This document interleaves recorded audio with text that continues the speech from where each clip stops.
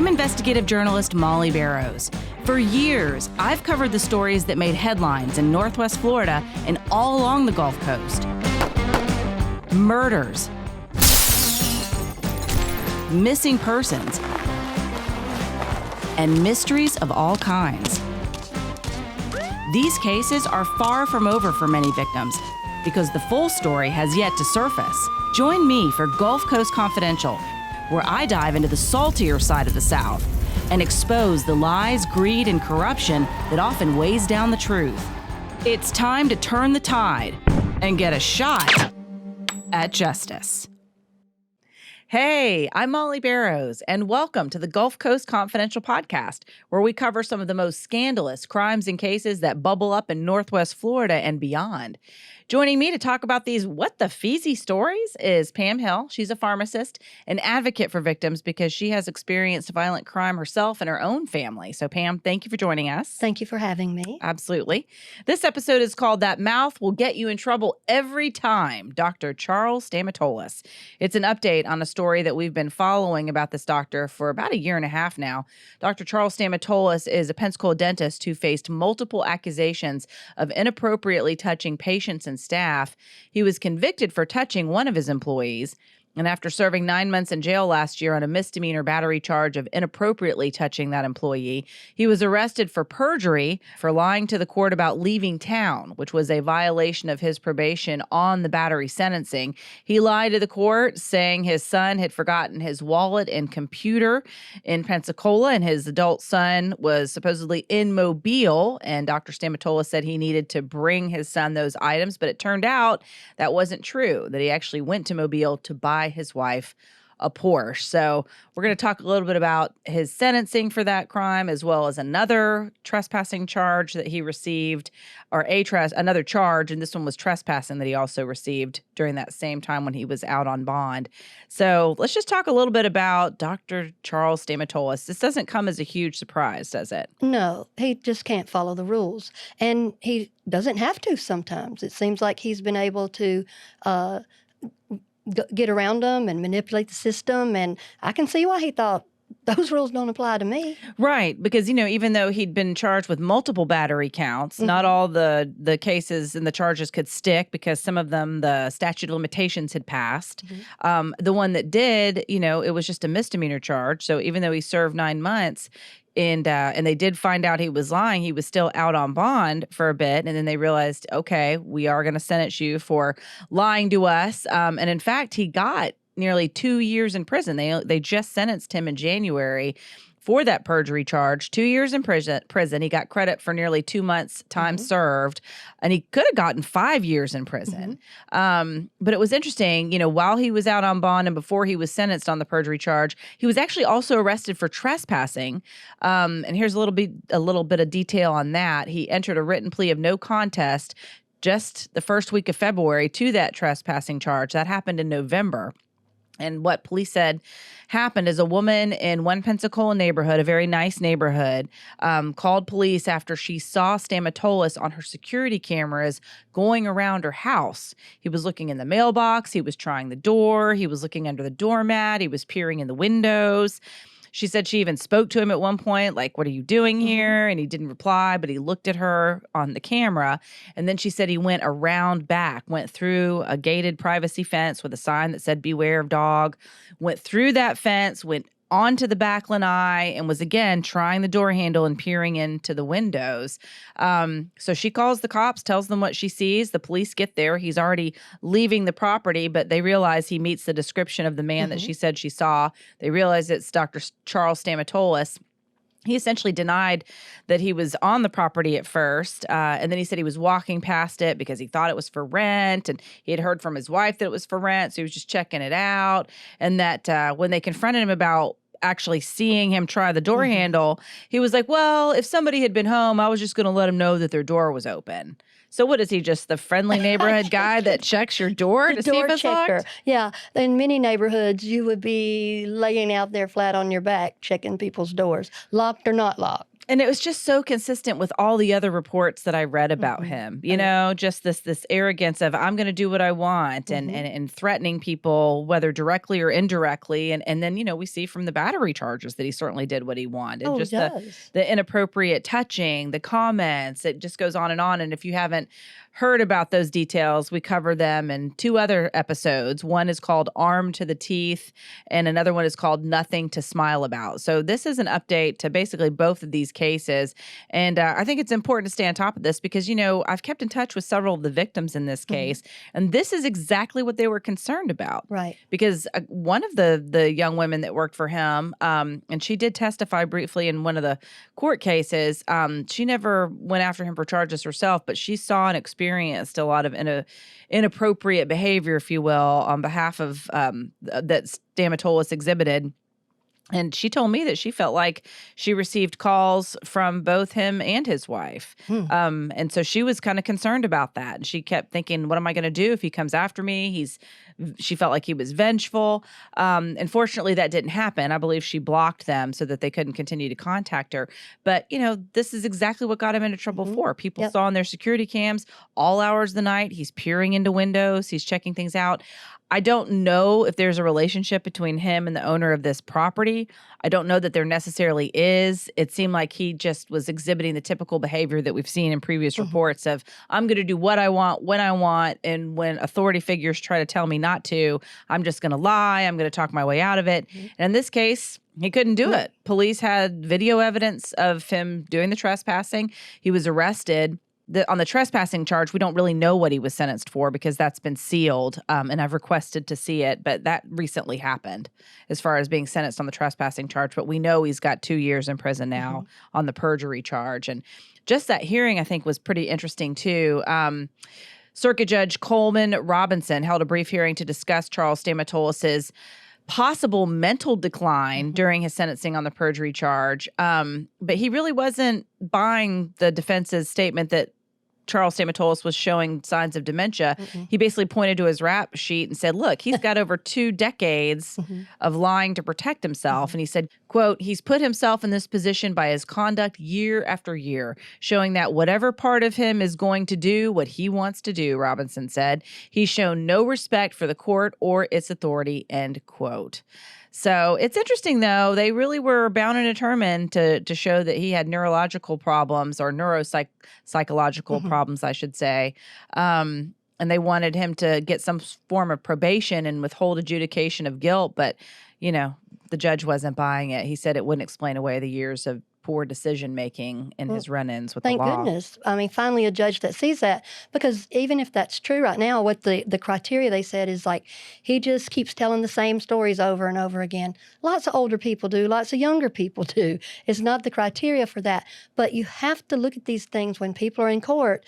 Defense attorneys, that's their job, to make things the tiniest charge they can and to mitigate this. And it's so disrespectful to victims. He's done this, got arrested 8 or 9 times in 7 years. He's a physician. He's a dentist here in town. He has an oath that, to have good moral character and to do right things and this, that, and that. And he's done it year after year, and he's thumbed his nose at every little thing, from the hostile work environment to the vengeful work environment to the inappropriate touching and the sexual harassment and just threatening people. I mean, he is a piece of work. Yes, and he's faced multiple accusations. He hasn't actually been arrested that many times. I think this is only the second time he's been charged, but he has faced multiple accusations. But some of the charges just wouldn't stick in the past because they didn't quite have all the evidence they needed, which I think is why he was allowed to continue for so long. But to the judge's point, for 2 decades, when the allegations first started appearing from employees and as well as patients that he was inappropriately touching them,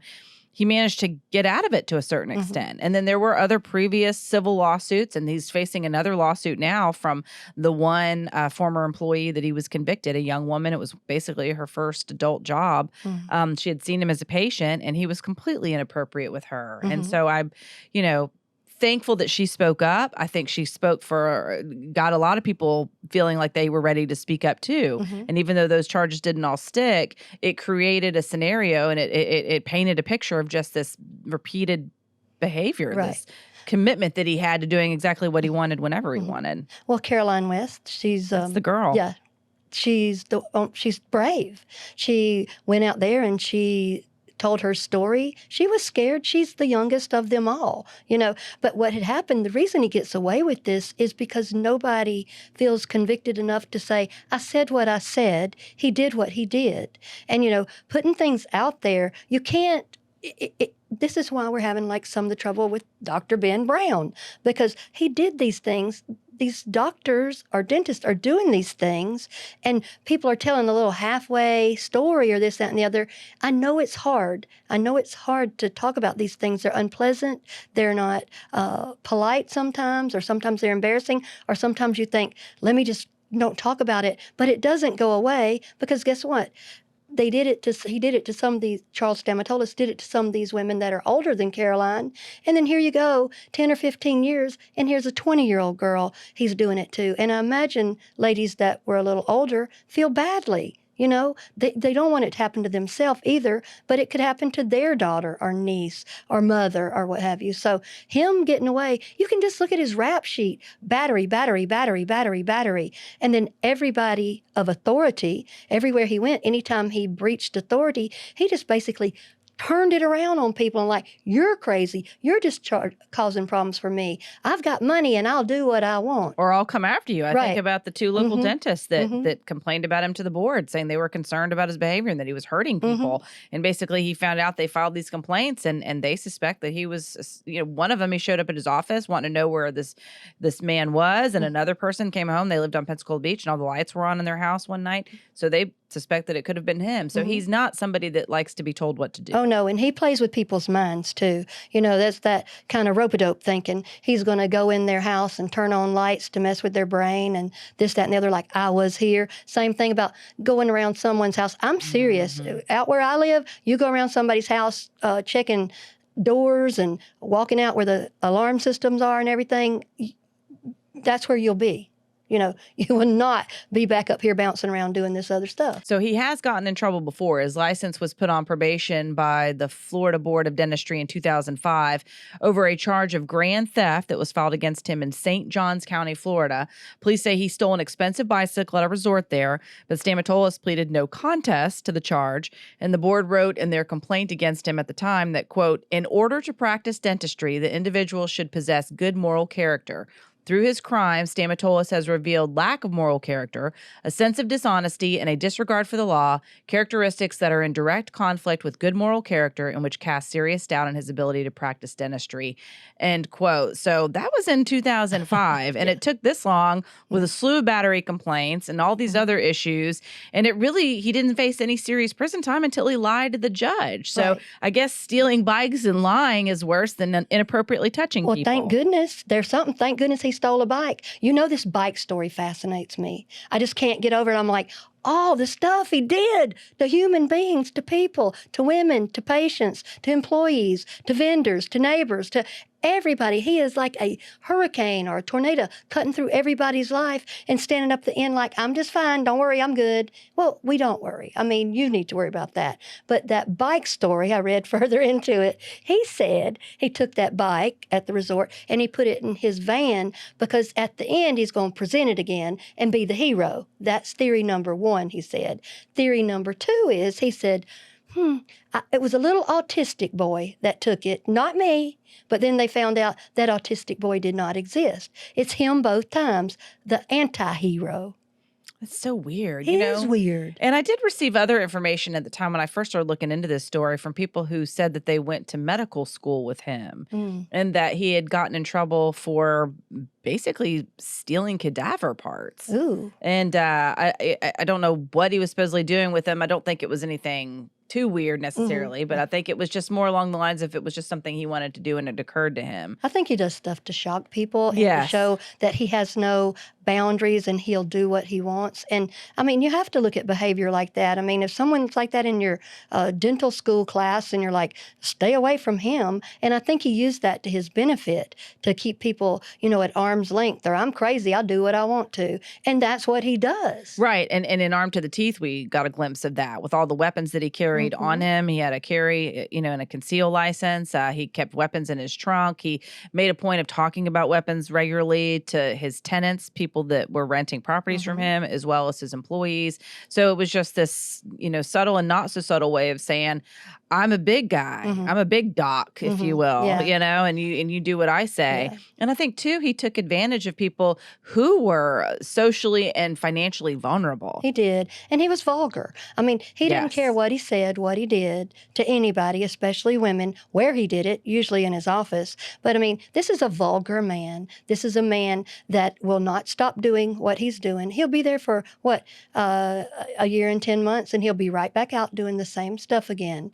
But, there was the thought, and everybody's like, well, why is he still practicing? And they're like, with the state of Florida letting him still practice. But then, they said later he could practice on men, just men, So there's when they revoked his license while they were investigating the charges. Right, They said no women, as if that's going to, anyone who's going to do what he was accused of doing, it's not about the sex. It's about the mental condition that they're making these decisions. If you've got somebody who doesn't care about the law, whether it's a man or a woman, then they're going to do what they want to do in any situation. Right. And he already had a ton of complaints, not just about the inappropriate touching, but he had a ton of complaints about terrible botched dental work. Like grinding teeth down, causing all sorts of problems. So maybe they were ignoring those previous complaints, but it was just overall, I felt like the state of Florida really dropped the ball with keeping an eye on him when decades worth of complaints, whether it was the inappropriate touching, he'd been violated and reprimanded before for botched dental work,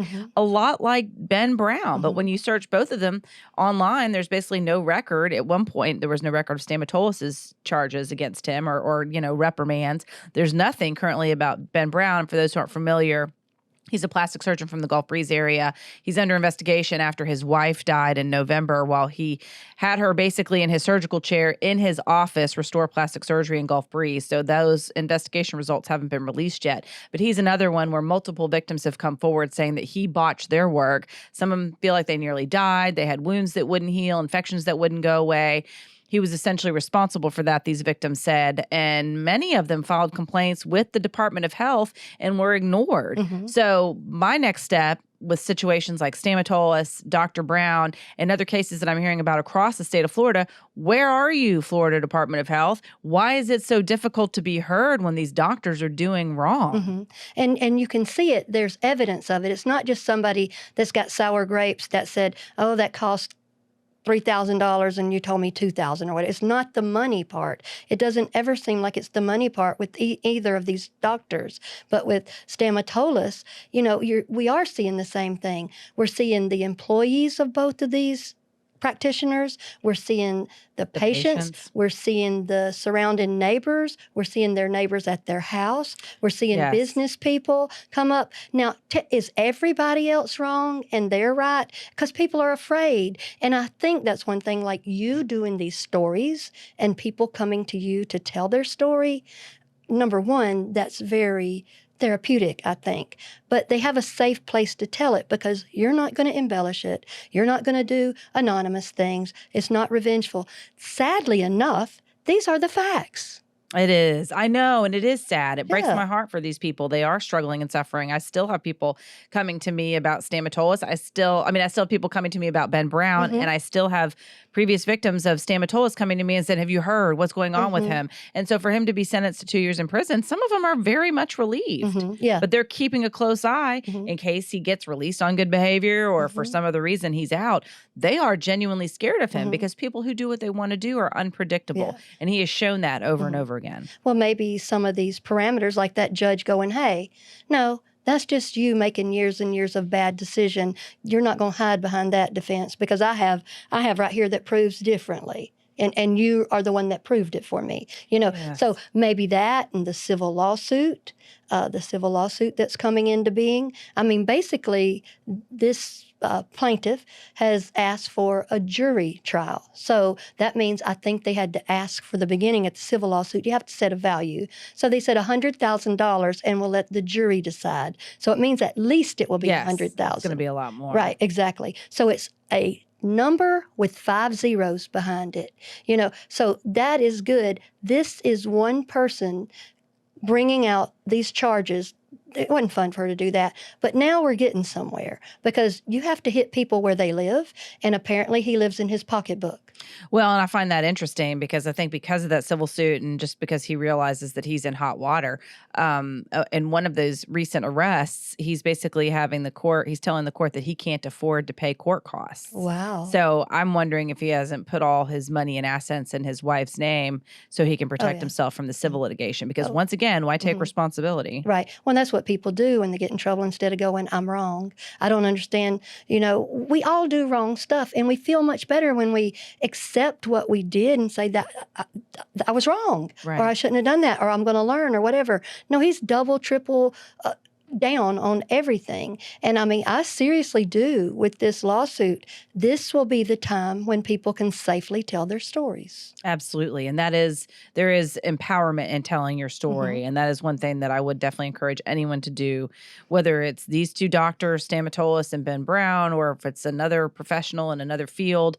I absolutely want to hear from people who feel like that they have been wronged and that they have not been heard. Oh, yeah. Because especially people in positions of authority, they're going to do that. If they're bound and determined to get away with what they've done, they're going to psychologically and physically intimidate and make it difficult and make people feel, and that's what I've heard so many from these patients, like they admired both of these men. They respected both of these men. Yeah. They even doubted themselves when things started to happen. Is it me? And I think that men like that rely on that. They want to get in your head and make you question and make you think it's you. Right. Because why point the finger at them when they can easily when you're a good person, it's easier to manipulate you. But when you're soulless and conscious, don't have a conscience like I feel like these guys do on occasion, probably maybe even more than one occasion, they don't really care how they make you feel. They're just trying to get out of being responsible for what they've done. Well, they've already declared who they are. Like Stamitoles said, he's a Greek god.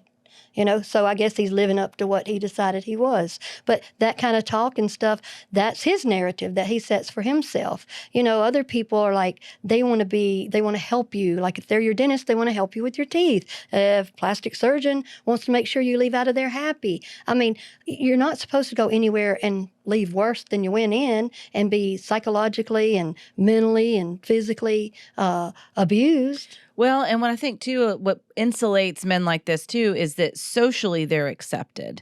Socially they are insulated because they move in these social circles where they probably not perpetrated on people within their who they consider social equals a lot of the crimes or allegations of crimes that they would on somebody who doesn't have as much social or financial capital. Yeah. Those seem to be the people that they really do their worst on because they have less ability or position to really call them out on it or be heard when they do.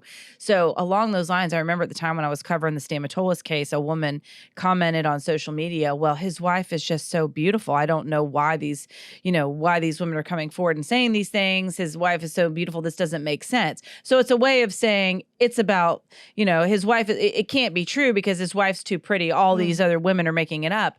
And I'm like, my God, are we back in the 50s again? Like this isn't about right or further back. I was like, this isn't about it's not about lust per se. It's about power. It's about domination. It's about showing that he's the biggest man in the room. He can do whatever he wants. And not to be crude, but it is the power that's getting him off. It's not that his wife is beautiful or not beautiful. A lot of these victims of Stamitoles said that, Faye Stamitoles was very much aware of what he was doing. She worked in the office with him. She was they complained to her about him too. And then she turns around and defends him. Some people have what I would describe as a toxic relationship like that. You keep my secrets, I'll keep yours. Right. You keep the money rolling in, I'll be the good little lady. It's transactional. Yeah. And it's, I see you now, I've got something on you. Or it's just accepting behavior that's cruel and bad.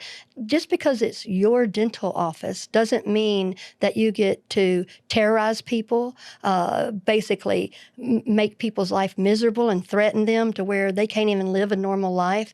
And yeah, that's pretty low to find people that they have to have a job every single day of their life. They can't miss one paycheck or else their whole life implodes. And so they use that on top of them. And it's usually the sweetest, most innocent, naive people that are just trying to go to work and come home. Absolutely. And they take that person and adulterate them. Well, my takeaway from this story is that I am glad that Stamitoles is finally been sentenced to a real consequence, that he has been sentenced to 2 years in prison. Do I think it's going to change him? No. I think he's probably finding ways to get out of it. I think his defense attorneys painted that picture pretty clearly. Oh, it's dementia. Oh, it's this problem. Oh, it's that. It can't possibly be that he's just determined to do what he wants to do and doesn't really care if it's legal and doesn't really care about the consequences. So in this case, I'm glad he finally did face the consequences. I think it's a shame that countless charges of battery weren't enough. I think it's a shame that stealing a bicycle got a bigger reprimand from the Florida Board of Dentistry than inappropriately touching employees and harming patients with botched dental work. But hey, that's what it takes. Yeah. Go ahead and steal that fancy huffy and see what happens. Yeah, take that bicycle. And perjury. That mouth will get you in trouble every time. Absolutely. Well, Pam, thank you so much for joining us. Thank you. And we thank you for listening in. That is it for That Mouth Will Get You in Trouble Every Time, Dr. Charles Stamitoles. Thank you for joining us on Gulf Coast Confidential. I'm your host, writer, and producer, Molly Barrows, with co-host and researcher, Pam Hill. And a big thanks to director, editor, and production engineer, James Roy. Remember, you can listen to Gulf Coast Confidential wherever you listen to your favorite podcast. And you can also watch on the Gulf Coast Confidential YouTube channel. Don't forget to like and subscribe. We'll see you next time.